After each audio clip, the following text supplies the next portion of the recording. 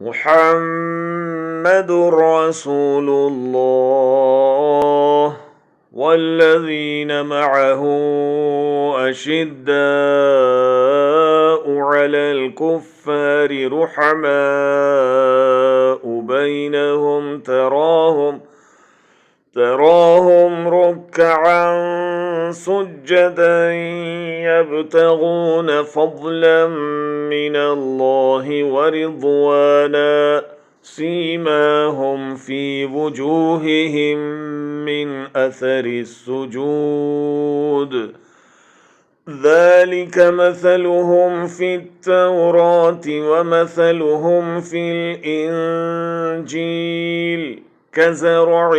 أخرج شطأه فآزره فاستغلظ فاستوى على سوقه يعجب الزراع ليغيظ بهم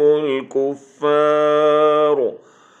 وعد الله الذين آمنوا وعملوا الصالحات منهم